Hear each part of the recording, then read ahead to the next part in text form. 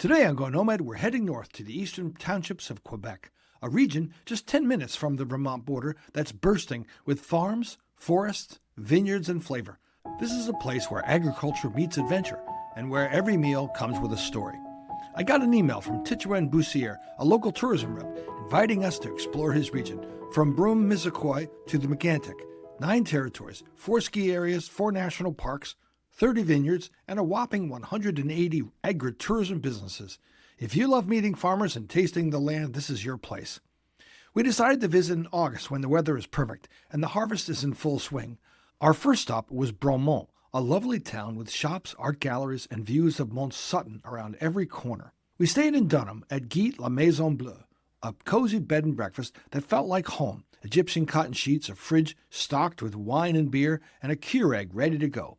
The owners, Martine and Eric, along with their friendly basset hound Lily, made us feel like family. Breakfast was a masterpiece, the most beautiful plate I'd seen in months.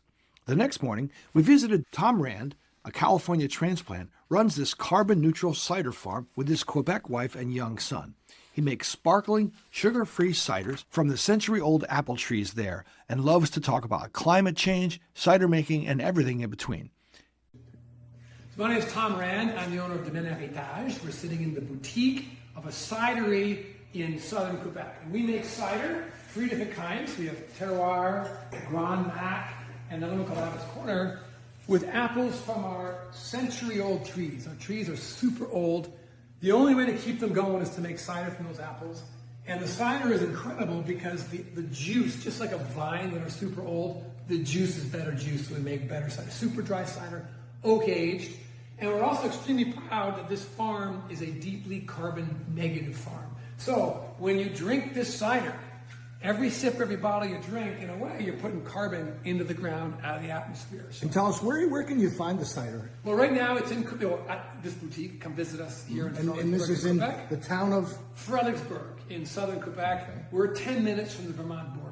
Right here. We just looked out the window and saw Vermont. Saw Vermont right there. So we're right next to our good Vermont neighbors. We're in the SAQ in Quebec. Which is the state liquor store, for those of you who don't know. Yeah, state liquor store, and a bunch of small grocery stores. Okay. But best thing is come visit us in the boutique and have a drink here. And have a drink.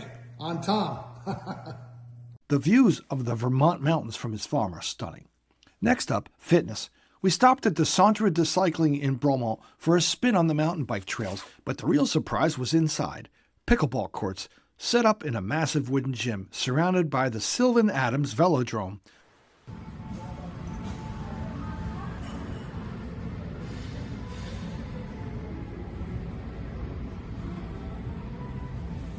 I found some worthy opponents and got in a few games, just like I do back home in South Deerfield. Bromont reminded me of Manchester, Vermont, or Jackson Hole, Wyoming, a long main street full of eclectic shops and food stores, including one with a huge selection of Korean and Japanese noodles. We stopped at Cafe and Latte for a creamy afternoon pick-me-up.